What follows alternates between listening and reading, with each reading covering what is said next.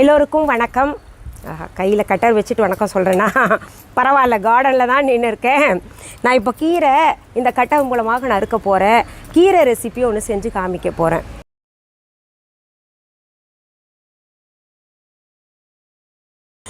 அதாவது நம்ம மொட்டை மாடி தோட்டத்தில் கீரை நல்லா வளர்ந்துருச்சுங்க. இப்போ நான் வெட்டலைன்னு வைங்களேன், முத்தி போயிடும். சரியான பக்குவத்தில் இருக்குது ஆர்கானிக் கீரை. பாருங்களேன், என்ன தளதளன்னு இருக்குல்ல. இந்த கீரை விதை நம்ம viha.online இருக்குது, viha ஷாப்பில் இருக்குது. உங்களுக்கு கீரை விதைகள் இல்லை மற்ற பிளான்ஸ் வேணும்னா, விதைகள் வேணும்னா நம்ம viha.online ஷாப்பில் வாங்கிக்கலாம். இந்த செடி வேணும்னா நம்ம viha ஷாப்புக்கு நேரடியாக வந்து வாங்கலாம். வெத்தலை கொடி நிறைய பேர் கேட்டிருந்தீங்கல்ல, அதெல்லாம் வந்து நேரில் வாங்க, குரியரில் அனுப்ப முடியாது. இன்னொன்று கருமஞ்சளும் நாங்கள் தர்றோம், வந்து வாங்கிக்கோங்க. சரி, இப்போ நான் வந்து கீரை இந்த கட்டர் வச்சு நறுக்கிக்கிறேன். இன்றைக்கி என்னடா உங்கள் வீட்டுக்கார் சமையலுக்கு வரலையா அப்படின்னு கேட்டிங்கன்னா, அவருக்கு வேறு வேலை வந்துருச்சுங்க. அதனால் இங்கே பாருங்கள், வேரோடவே டாடா இதில் இருக்கிற மண்ணை நம்ம இதுலேயே தட்டிக்கலாம். அப்புறமே நான் சரி செய்துப்பேன் அதை. ஏன்னா உரம் மண் இல்லையா, வேஸ்ட் பண்ணக்கூடாது. அதனால் இங்கே பாருங்கள், நான் இப்போ பறித்தது கிட்டத்தட்ட ஒரு கட்டு, நல்லா ஒரு பிடி எடுத்திருக்கேன். நல்லா நீளமான தண்டு அப்படியே எடுத்துட்டேங்க. அந்த தண்டு நம்ம கடையில் வாங்கினா எவ்வளோ முத்துனதாக இருக்கும்ல. இங்கே பாருங்கள், இது எவ்வளோ எலஸாக இருக்குது. அப்படியே ஒடிச்சா அப்படியே ஒடிக்கலாம். ஆர்கானிக் கீரை என்னதான் இருந்தாலும் நம்ம விளை வச்சதில் அவ்வளோ மகிழ்ச்சி இருக்குது இல்லையா. இன்னும் நிறையா இருக்குது. அந்த கீரை பேக் கூட நம்ம viha.online தான். அந்த கீரை பேக்கில் கிட்டத்தட்ட 4 நாளைக்கு சமைக்கக்கூடிய அளவுக்கு கீரை இருக்கும். சரி, இப்போ நம்ம இதை அலசிட்டு அறிய ஆரம்பிச்சிடலாம். இப்போது நான் இதை அலசிக்கிறேன். நல்லா அலசிட்டு அப்புறம் நறுக்கிக்கலாம். இப்போது அலசின கீரையில் இருக்கக்கூடிய தண்ணி வடிகட்டணும் இல்லையா, அதனால் வடிகட்டியில் அப்படியே போட்டு வச்சுக்கலாம். ஒரு 2 நிமிஷம் தண்ணி நல்லா வடியட்டும். பாருங்கள், பூச்சி சுத்தமாக இல்லை, பூச்சி பொட்டு இல்லாத கீரையை பறிச்சிருக்கோம் நம்ம. இதுக்கு ஆர்கானிக் பெஸ்ட்டு கூட நம்ம viha.online கொடுக்க போகிறேங்க சீக்கிரத்தில். உரமன் கேட்டிருக்கீங்க, என்ன உரம் போட்டால் நல்லா வளரும் அப்படின்லாம் கேட்டுக்கிட்டு இருக்கீங்கல்ல, அது சீக்கிரத்தில் நம்ம viha.online கொடுக்குறேன், viha ஷாப்லேயும் கொடுக்குறேன். இப்போ இந்த கீரையில் இருக்கக்கூடிய தண்ணி வடிகிற வரைக்கும் நான் பூ பறிச்சிடுறேன். சாமிக்கு நான் இப்போல்லாம் பார்த்திங்கன்னா பூ வெளியில் வாங்குறதே கிடையாதுங்க, வீட்டில் இருக்கக்கூடிய பூவே வச்சு பூஜை செய்கிறேன். மல்லிகைப்பூ நல்லா மலர்ந்திருக்கு, மனம்.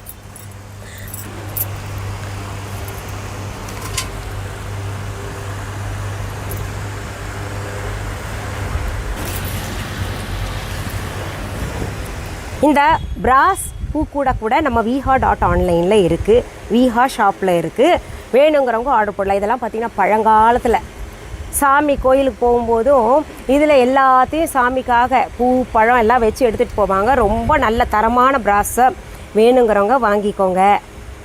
நான் அடுத்தது செம்பருத்தி பறிக்க போகிறேங்க. பாருங்கள், பல வண்ணங்களில் செம்பருத்தி பூ. பிங்க்கும் டார்க் பிங்க்கும் கலந்தது. அப்புறம் பார்த்திங்கன்னா குட்டி செம்பருத்தி. அடுத்தது மஞ்சள் செம்பருத்தியெல்லாம் பாருங்கள், அசந்து போவீங்க. இன்னும் பல வண்ணங்களில் இருக்குது. இங்கே பாருங்களேன், எனக்கு இந்த நிறம் ரொம்ப பிடிக்கும். பாபாவுக்கு வைப்பேன். பாபாவுக்கு மஞ்சள் செம்பருத்தி ரொம்ப பிடிக்கும் இல்லையா, அதனால் பாபாவுக்காக இது வாங்கினேன் நான். மஞ்சளும் வெள்ளையும் கலந்துருக்கு, அதுலேயே 2 இருக்குது. சின்ன செடி, ஆனால் பாருங்கள் பூ எவ்வளோ பெருசு. இது பாருங்கள், சிகப்பு, இளம் சிவப்பு நிறத்தில் உள்ள நல்ல டார்க் சிகப்பு. இதுவும் இப்போது ரோஜா பூ பாருங்கள், நிறையா இருக்குது. இது வந்து அடுக்கு செம்பருத்தி மஞ்சள்லையே. இது மஞ்சளில் உள்ள பாருங்கள் சிகப்பு நிறம் இருக்குது. எத்தனை வண்ணங்களும். ரோஜாவும் பல நிறங்களில் இருக்குது. பறிக்கவே மனசு வர மாட்டேங்குது, அதனால் பறிக்கலை. நான் வந்து சாமிக்கு ரொம்ப தேவைப்பட்டால் அந்த பூவெல்லாம் எடுத்துப்பேன் எப்போவுமே. இப்போ எல்லாருமே வந்து முழு தோட்டத்தையும் சுற்றி காமிங்க அப்படின்னு கேட்டுக்கிட்டு இருக்கீங்க. கொஞ்சம் பொறுமையாக இருங்க, கட்டாயம் நான் காமிப்பேன். அப்பப்போ சமைக்கும்போது சின்னதாக நான் உங்களுக்கு காமிக்கிறேன் இல்லையா. முழு தோட்டத்தையும் புதியதாக வடிவமைச்சு வச்சுருக்கிறத நான் கூடிய சீக்கிரத்தில் காமிக்கிறேன். பாருங்கள், கூட நிறையா பூ எடுத்திருக்கோம், பல வண்ணங்களில் இருக்குது. இன்னும் நிறையா பூ இருக்குது. அடுத்தடுத்த எபிசோடில் நான் காமிக்கிறேன். சரி, இப்போது நம்ம கீரை ரெசிபி செய்யறதுக்கு பச்சை மிளகா தேவைப்படுது. அதனால் ஒரு 2 பச்சை மிளகாய் இதிலேருந்து கிள்ளிக்கலாம். பச்சை மிளகாய் எங்கள் வீட்டில் பார்த்திங்கன்னா எல்லா நேரத்துலையும் இருக்குது. நீங்கள் ஆச்சரியப்படுவீங்க, எப்படி பருப்புல எல்லாம் கூட இருக்குது. 2 பச்சை மிளகாய் நமக்கு போதும் எடுத்துக்கிட்டேன். கீரையில் இருந்த தண்ணி எல்லாம் நல்லா வடிஞ்சிருச்சு. இப்போ இது நறுக்கிக்கலாம். நம்ம பாருங்கள் எவ்வளோ எலசாக இருக்குது பாருங்கள்.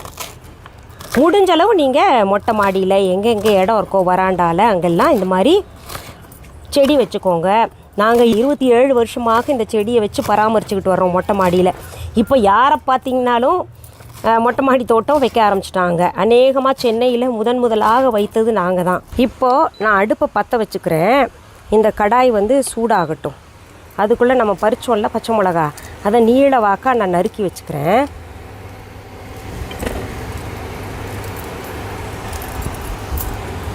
கடாய் சூடாயிடுச்சு. இப்போ நம்ம என்ன பண்ணலாம், எண்ணெய் ஊற்றிக்கலாம். இந்த எண்ணெய் பாட்டில் கூட நிறைய பேர் கேட்டுக்கிட்டு இருக்கீங்க, அழகாக இருக்கும் மேடம் கொடுங்கன்னு. கூடிய சீக்கிரத்தில் ஏற்பாடு பண்ணுறேன். எண்ணெய் பார்த்திங்கன்னா கிட்டத்தட்ட நான் 1.5 டீஸ்பூன் அளவு ஊற்றியிருக்கேன். நான் கீரையில் ரெசிப்பின்னு சொல்கிறீங்களே, என்ன ரெசிபி அப்படின்னு கேட்டிங்கன்னா, கீரையில் புதுவிதமான ரெசிபி நானாக கண்டுபிடிச்சது.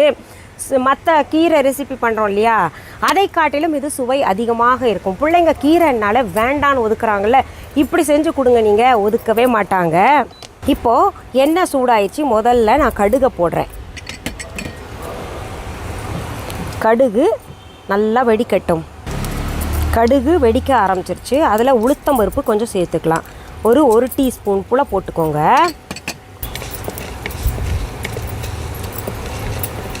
உளுத்தம் பருப்பு நல்லா செவக்க வந்தோடனே ஒரு மணம் வரும் பார்த்திங்களா, அந்த நேரம் பார்த்து 1/2 டீஸ்பூன் போல் சீரகம் போட்டுக்கோங்க.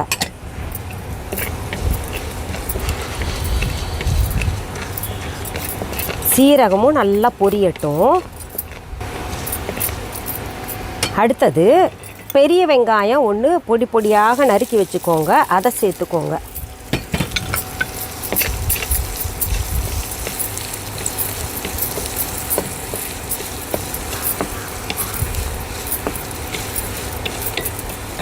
அடுத்தது அதில் சிகப்பு மிளகாய் 2, நம்ம பறித்தோம் இல்லையா பச்சை மிளகாய் 2, இப்படி உடச்சி கீறி சேர்த்துக்கோங்க.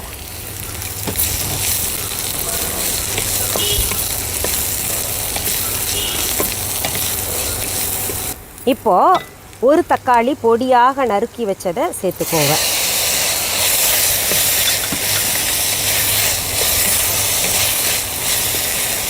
தேவையான அளவு உப்பு கொஞ்சம் போட்டுக்கோங்க.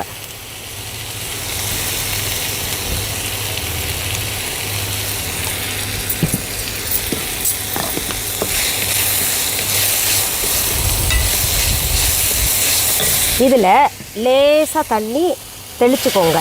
அவ்வளோதான். சும்மா ஒரு 2 டீஸ்பூன் போல் தண்ணி ஊற்றிட்டு மூடி வச்சுக்கலாம். இந்த தக்காளி நல்லா குழையணும். இப்போது தக்காளி குழஞ்சிருக்கும் பாருங்கள், குழஞ்சிருச்சு. இதில் நம்ம என்ன பண்ணலாம், வெட்டி வச்சுருக்கோம் இல்லையா கீரை, இதை சேர்த்துக்கலாம். இப்போது இது வரைக்கும் உங்களுக்கு இது என்னடா இது நம்ம வழக்கமாக செய்கிற மாதிரி தானே, இது என்ன பெருசாக இவங்க செஞ்சு காமிக்கிறாங்க அப்படின்ற மாதிரி தோணும். இதில் புதுசாக நான் ஒரு ப்ராடக்ட் போட போகிறேன். அதாவது புதுசாக ஒரு காய்கறி சேர்க்க போகிறேன். இப்போது கீரையில் தண்ணி கொஞ்சம் நம்ம ஸ்ப்ரிங்கிள் பண்ணிக்கலாம்.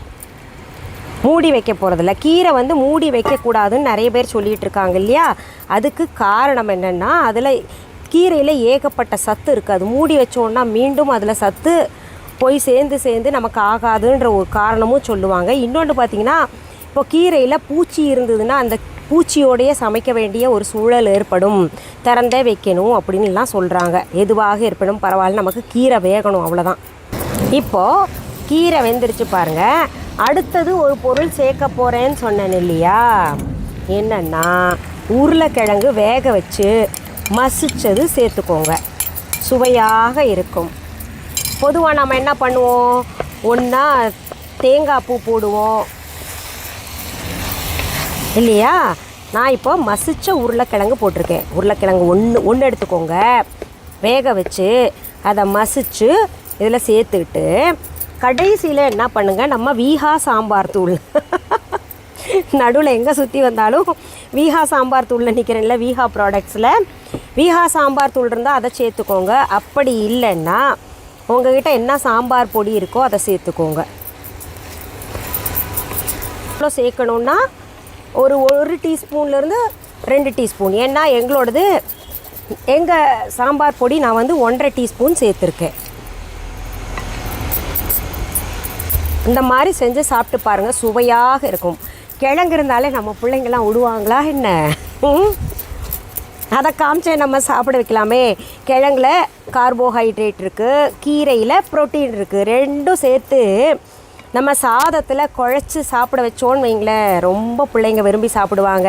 அதில் ஒரு சொட்டு நெய் விட்டுருங்க, ஆஹாஹா பிரமாதமாக இருக்கும்.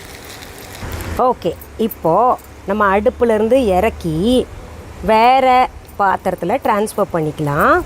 ஆலு மசியல் பொரியல் ரெடி. ரொம்ப நல்லா இருக்குது. இந்த புதிய டிஷ்ஷை நீங்களும் செஞ்சு சாப்பிட்டு பாருங்கள், சுவையாக இருக்கும். கமெண்ட்ஸில் கமெண்ட் போடுங்க.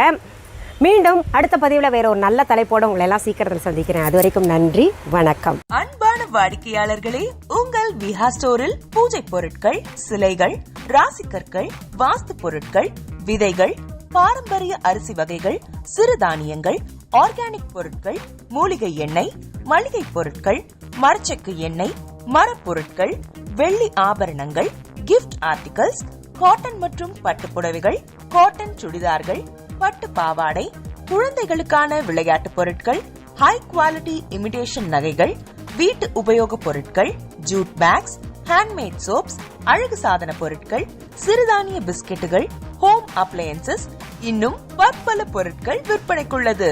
விஹா ப்ராடக்ட்களை நீங்கள் வாங்க விரும்பினால் அது எங்களுடைய viha.online வெப்சைட் மற்றும் சென்னை ராஜா அண்ணாமலைபுரத்தில் உள்ள எங்கள் விஹா ஸ்டோரில் மட்டுமே கிடைக்கும் என்பதை தெரிவித்துக் கொள்கிறோம். வேறு எந்த ஆன்லைன் வெப்சைட்களிலும் விஹா ப்ராடக்ட்கள் விற்பனைக்கு கிடையாது என்பதை நீங்கள் கவனத்தில் கொள்ள வேண்டும்.